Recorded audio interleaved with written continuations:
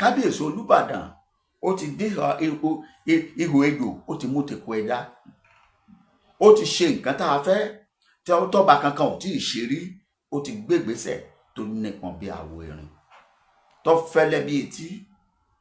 Olúbàdàn ti ṣèyí ná, ẹni tí ò dùn mọ́ ẹni kí wọ́n forí ṣanlẹ̀, kí wọ́n kú, kí wọ́n rùn. Ọba wa ti ṣèyí ná, ẹni tí ò dùn mọ́ ẹ kú. Olóyè Sunday Adéyẹmọ, òmìnira ilẹ̀ Yorùbá, bàbá wa Pòfẹ́sọ̀ Bánjí Akíntóyè, ẹ kú oríire, ẹ kú àjàyè. Ẹ bá mi pín fídíò yìí. Gbogbo ọmọ Yorùbá, ẹ wo bí orí gbé wá dé òye, ẹ wá wo bí orí gbé wá dé òhà. A ò mọ pálẹ̀ délẹ̀ yìí, ẹ wo bí orí bá wá ṣe, ẹ wo ohun Olúwa wá bá wá ṣe òye, ẹ wá wo ohun Olúwa wá ṣe òhà. A ò mọ pálẹ̀ já sílẹ̀ yìí, ẹ wo bí Olúwa bá wá dé. Ọmọ Yorùbá, àkọ́kọ́ ná, ẹ bá ń ṣe kábíyèsí fọ́lọ́run Olódùmarè. Ẹlẹ́ẹ̀kejì, ẹ wá ṣe kábíyèsí kábíyèsí fún ọba wa tuntun, ọba Abdulrasheed Ọládọjà Adéwọ̀lú, Olúbàdàn tilẹ̀ Ìbàdàn titun ọ̀ṣà àràṣà. Ẹ wo bí bàbá yìí ti ṣe bẹbẹ. Kábíyèsí yìí ó ti ṣe bẹbẹ, ó ti fira ẹ̀ hàn gẹ́gẹ́ bí ọmọ Yorùbá àtàtà, gẹ́gẹ́ bí ọ̀rọ̀ wọn tí wọ́n sọ. Ẹ gbọ́, nígbà tí wọ́n kọ́kọ́ máa gbadé wípé tó àwọn ọ̀wà fún Ìbàdàn nìkan, gbogbo ilẹ̀ Yorùbá làwọn wà fún. Kí ni kábíyèsí ṣe? Ọba Ọládọjà gbòsà lọ́kẹ́ àìmọye, ọba tó ju ọ̀pọ̀lọpọ̀ ọba lọ ni nínú ìwà àti ṣe eléyìí. Àbájọ tí kábíyèsí Ọ̀ọ̀nìrìṣà jìgbìnì bí àtẹ ẹ̀pín, tí bàbá fi gbé gbogbo oyè wọn lẹ̀ àtìpó wọn, tí wọ́n kí kábíyèsí gẹ́gẹ́ bí ìgbà tí wọ́n sọ ǹjẹ́ ọmọ rẹ Ọ̀ọ̀nìrìṣà tó kí kábíyèsí yìí mo ní kò ṣẹlẹ̀ rí. Ẹ wo bí bàbá Ládọjà ti ṣèlérí, ó ti mú lérí ṣẹ. Ẹ wo, ọ̀tọ̀ ni ká sọ̀rọ̀, ọ̀tọ̀ ni ká fi action sí. Ẹ gbọ́, mo ní ọ̀tọ̀ ni ká sọ̀rọ̀, ọ̀tọ̀ ni ká fi sójú ṣe. Kí ni bàbá ṣe? Gbogbo ẹ̀ lẹ́gbọ̀n lórí ètò. Àkọ́kọ́, lórí ọ̀rọ̀ ètò ààbò ilẹ̀ Yorùbá. Ẹlẹ́ẹ̀kejì, lórí ọ̀rọ̀ òmìnira orílẹ̀-èdè Yorùbá.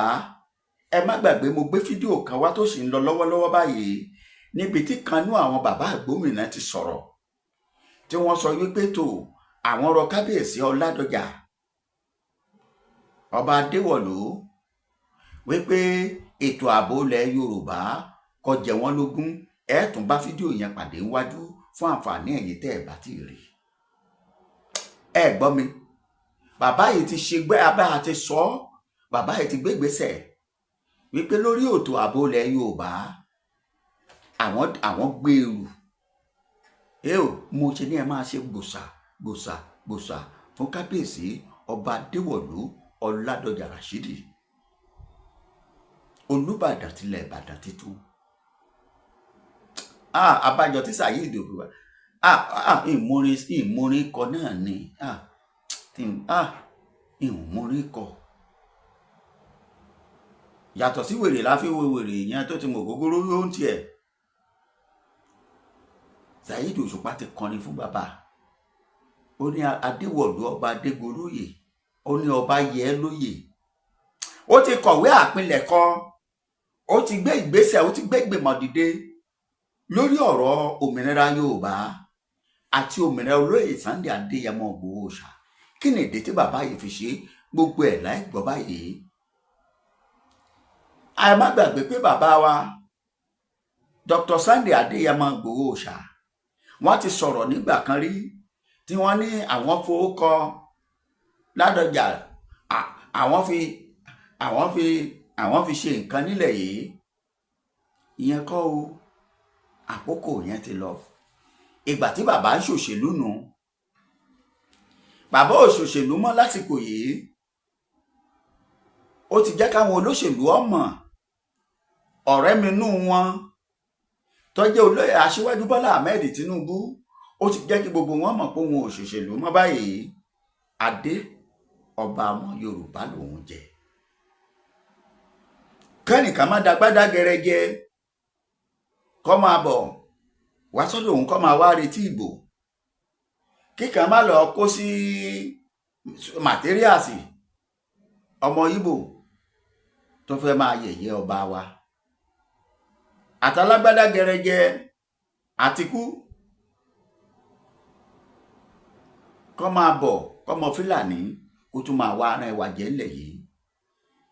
Kábíyèsí ọba Ládọjà ti jẹ́ kó yé gbogbo èèyàn pé tó ní ti òmìnira ọmọ Yorùbá dandan ni, ní ti òmìnira olóyè Sunday Adéyẹmọ Ìgbòho Òòṣà dandan ni. Wọ́n wá sọ̀rọ̀ kan nípa bàbá wa Pòfẹ́sọ̀ Bánjí Akíntóyè wípé bàbá yìí ni bàbá nínú ìran àgbààgbà tó wà nílẹ̀ Yorùbá téèyàn lè faratì tí ó sọ wípé aṣíwájú rèé máa ń ṣó níbẹ̀. Pòfẹ́sọ̀ Bánjí Akíntóyè òun ló lọ láṣíwájú. Gbogbo ẹni bá sọ pé òun jẹ́ nǹkan kan tó tò lẹ́yìn ni pé bí wọ́n ṣe dalẹ̀ bàbá yìí tó tí wọ́n fìtínẹ́tì ẹ̀ tí wọ́n retí kí wọ́n gbẹ̀mí lẹ́nu ẹ̀ síbẹ̀ Pòfẹ́sọ̀ Bánjí Akíntóyè kò mà dúró, bẹ́ẹ̀ ni kò wárárò, bẹ́ẹ̀ ni kò sọ pé òun ò ṣe mọ́. Fúndìí èyí àwọn ṣetán láti dìde fúnra Yorùbá. Kí nìdí tí wọ́n fi sọ? Ẹ jẹ́ n gbé yín débẹ̀ àti bẹ́ẹ̀ bẹ́ẹ̀ lọ. Ọyá òun rèé. Tẹ́ ẹ bá lè rí àmì ṣe gbogbo ogun tó lóhùn ní gbọ́ tó lóhùn ní gbà lórí ayé yín, iná agbára Ọlọ́run máa jó dànù. Kí lè nǹkan tẹ̀ ń là kọjá tó dàbí pé ẹ ti wá ọ̀nà àbáyọ ṣùgbọ́n tí ẹ ti rí ọ̀nà àbáyọ? Ẹ ti pàdé wòlíì yín ló fà, ṣùgbọ́n arán mi sí ọ lónìí dádì, arán mi sí ọ lónìí mọ́mì. Olúwa lòun fẹ́ ṣe nǹkan ńlá nínú ayé yín. Olúwa sọ wípé gbogbo tẹ̀ ń là kọjá yẹn òun fẹ́ fi òpin sí. Kí nìkan tẹ̀ ń là kọjá lórí ìgbéyàwó ni, lórí ọmọ ni, lórí iṣẹ́ ni, níbi gbogbo ni, bóyá ogun kan ló dàbí pé ogun yẹn le, ẹ ti gbìyànjú kò tí ì sí ọ̀nà àbáyọ. Ẹ jẹ́ àjọ gbàdúrà, ẹ jẹ́ àjọ wá ojú Olúwa. Kí làṣírí ogun yẹn gangan? Ẹ jẹ́ àjọ wádìí lọ́wọ́ Ọlọ́run ká dẹ̀ mọ ọ̀nà àbáyọ. Ẹ̀rọ ìbánisọ̀rọ̀ tẹ́ fi pè mí fún àdúrà àti ọ̀nà àbáyọ òun náà ni +234 7025 475427 +234 7025 475427. Bẹ́ẹ̀ ṣe ń pè mí fún àdúrà lórúkọ Jésù ẹ máa rí ìyanu. Ẹ káàbọ̀ padà gbogbo ọmọ Yorùbá. Ọ̀rọ̀ lẹ́gbọ́n yìí látẹnu bàbá wa Táíwò Ṣólóyè. Ẹ̀rọ ìbánisọ̀rọ̀ wọn náà lẹ́sìn rí, ẹ pè wọ́n lọ́gán fún àdúrà àti ìtọ́ni. Ẹ mọ̀ pé mo ti sọ ọ̀tọ̀ ní ká lọ́ba, ọ̀tọ̀ ní ká ní ọba tó nífẹ̀ẹ́ rárá ìlú ẹ̀ tí ò ní já ara àwọn ọmọ ìlú nítẹ̀mọ́. Bóyá àmàgẹ́bẹ́ ọ̀yàn ọmọ Yorùbá ẹja máa fàkókò yìí bẹ Ifá ká máa lo fáayé àtijọ́, nítorí fáayé àtijọ́ ló ti mú bàbá yìí ní mọ́gàjí láti 32 years sẹ́yìn. Ifá yìí ojú ẹ̀ ṣáàpù, ó ríran dáadáa, ó ròní, ó rànà, ó sì rí ọ̀la bàbá yìí. Ọ̀pọ̀ ló ti ṣáájú wọn tí wọn ò dépò Olúbàdàn tí wọ́n fi lọ. Bàbá yìí débẹ̀ yóò yàtọ̀ sí ẹwẹ́ má ti sọ̀rọ̀ wọn jù, ẹ má ti jẹ́ sọ̀rọ̀ wọn jù, ẹ kọ́kọ́ gbọ́ bó ṣe ṣẹlẹ̀ bó ṣe lọ. Ìgbòho sick Ládọjà, help over account frozen by federal government. Ẹ gbọ́ wípé tó bàbá ẹ bá ń dá sọ̀rọ̀ yìí, ìjọba Nàìjíríà ó gbó ẹsẹ̀ lé àkáǹtì mi. Ẹ má jẹ́ ntàn yín, ọba Ládọjà ò ní sọ pé àwọn ò gbọ́ tẹ́lẹ̀ àbí wọn ò mọ̀, àmọ́ tọ́wọ́ ẹni ọba tí ì tẹ̀kùn dà á gbọ́dọ̀ béèrè ikú tó pa bàbá èèyàn. Bọ́ ọba béèrè ìsẹ́mu ikú tó pa bàbá rẹ̀ ní ọ̀pàwọ̀ náà lẹ́sẹ̀kẹsẹ̀. Bẹ́ẹ̀ ni kọ̀ǹfàmù ni àbá àti wèrè. Ṣùgbọ́n ẹ̀wù ẹjẹ́ ẹgbọ́ kẹ́ lè bá a gbọ́ bí bàbá yìí sí tí bàbá yìí fi fọ àwọn èsì yìí àti nǹkan tí wọ́n tún sọ lẹ́yìn ọ̀rọ̀ yìí.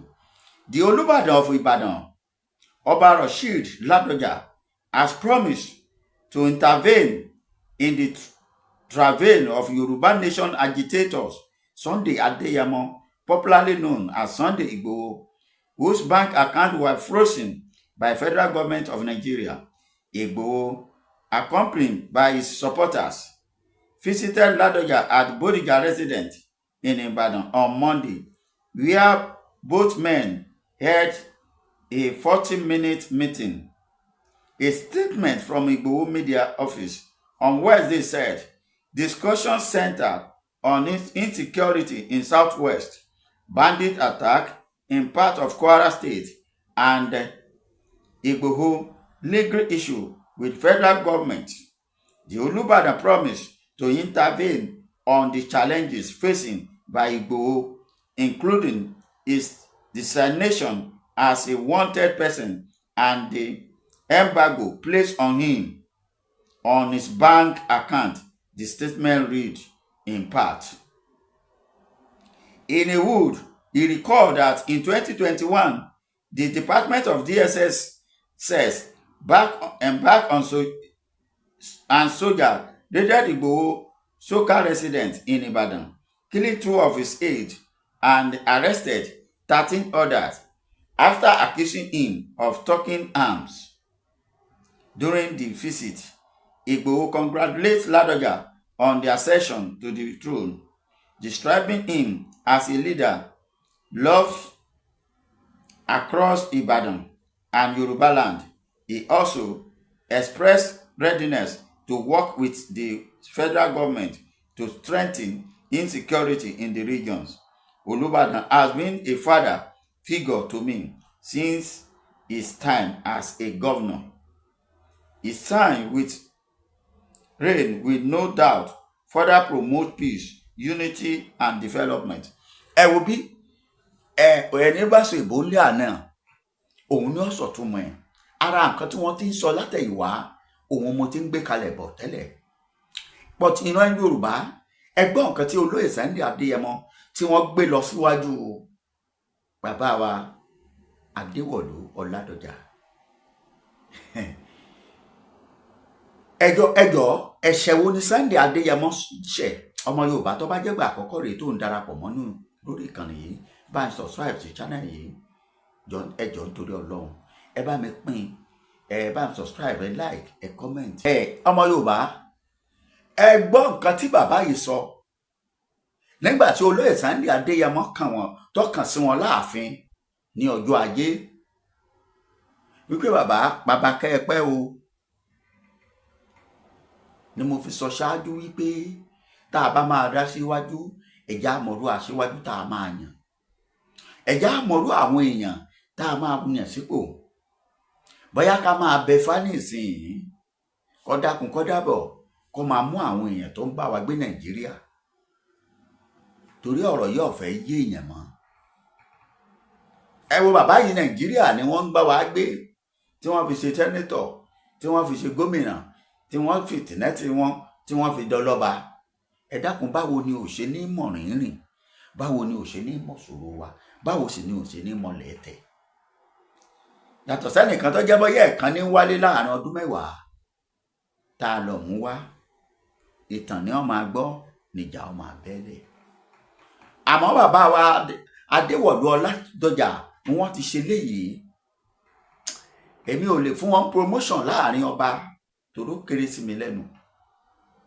Àmọ́ tẹ́yin ọmọ Yorùbá bá rí wọn lónìí, tẹ́ ẹ bá worú pé ìgbésẹ̀ tí bàbá yìí gbé, ẹ gbà wípé tán bá ń sọ pé first class ọba ni wọ́n, tán bá pè wọ́n ní number 1 nínú ọba Yorùbá, èmi ò rò pé nìkan gbọ́dọ̀ doubt ẹ̀ lọ́wọ́lọ́wọ́ tá a wà yìí. Ẹ gbọ́ nǹkan tí bàbá sọ. In his own remark, Ọba Rasheed Adéwọ̀lú Ọládọjà replied Sunday Adéyẹmọ Ìgbòho Òòṣà that as follow: based on your request, you have no problem with Federal Republic of Nigeria government concerning your account frozen and your labeling as a wanted. I, Adéwọ̀lú Ọládọjà Rasheed, the Olubadan of Ibadan land, in collaboration with other Obas such as Ooni of Ife, Aláàfin of Ọ̀yọ́, and other Obas, we are going to work together to make sure that your account being replaced and you are totally free. Furthermore, in the aspect of insecurity in Yoruba land, you are sure of leading the Yoruba Security Squad. I and with other people will try as much as possible to work together with the government of today, which is led by Aṣíwájú Bọ́lá Ahmed Tinubu. Ẹ mọ̀ pé mi ò gbé ìbò dáadáa. Ẹ sì mọ̀ pé bàbá wa Adéwọ̀lú Ọládọjà, bàbá bí wọ́n ṣe gbé ìbò tó bá ti jẹ́ ká bá wa ọmọ Yorùbá sọ̀rọ̀, wọn kì í ṣe ìbò lọ títí. Èmi mọ bá yín gbé wálé ìbò. Yorùbá ni wọ́n sọ. Pé kí ni wọ́n sọ? Bàbá ní Sunday Adéyẹmọ ò níṣòro lórí ọ̀rọ̀ pé ìjọba gbẹ́sẹ̀ lé àkáǹtì. Àwọn tó gbẹ́sẹ̀ lé ni wọ́n gbẹ́sẹ̀ kò mẹ́. Lórí ẹ̀sùn ààbò, ọmọ Adéyẹmọ wọ́n ní ò níṣòro. Torí kẹ̀rẹ̀kẹ̀rẹ̀ báyìí, kíní kan ti ń dègbò báyìí. Àwọn ará bíi ti dé Kwara tí wọ́n bá tàtàkù bẹ́ẹ̀ ó d'Ògbómọ̀ṣọ́. Kwara àti Ògbómọ̀ṣọ́ ìlú bíi mélòó ló wà láàrin wọn. Gbogbo lọ́dà ó dàfin Aláàfin tìlú Ọ̀yọ́. Èmi ó dá mi lójú pé ọba àwa adé ò ní gbà kí Ṣẹ̀gó Olúkòso Àsálà Olú kọ́mọ kan tó ń parọ́ mọ́ Kùránì kó wá ká òun mọ́lé. Bẹ̀m̀bú ọjà bẹ̀m̀bú. Fúdìí èyí, Kábíyèsí Olúbàdàn ó ti dé ihò ejò, ó ti mú tèkó ẹ̀dá. Ó ti ṣe nǹkan tá a fẹ́ tí tọ́ba kankan ò tí ì ṣe rí. Ó ti gbé ìgbésẹ̀ tó nípọn bí àwo erin, tó fẹ́lẹ́ bí etí. Olúbàdàn ti ṣe èyí ná. Ẹni tí ò dùn mọ́ ẹni kí wọ́n forí ṣanlẹ̀, kí wọ́n kú, kí wọ́n hùn. Ọba wa ti ṣe èyí ná. Ẹni tí ò dùn mọ́ ẹ kú. Olóyè Sunday Adéyẹmọ òmìnira ilẹ̀ Yorùbá, bàbá wa Pòfẹ́sọ̀ Bánjí Akíntóyè, ẹ kú oríire, ẹ kú àjàyè. Ẹ bá mi pín fídíò yìí. Ẹ dákun tó bá jẹ́ gbà àkọ́kọ́ ntọ̀dọ̀ yín, ẹ bá like ẹ subscribe, ẹ jẹ́ ọwọ́ gbòòrò ayé lọ. A tún pàdé. Yorùbá Nation no going back.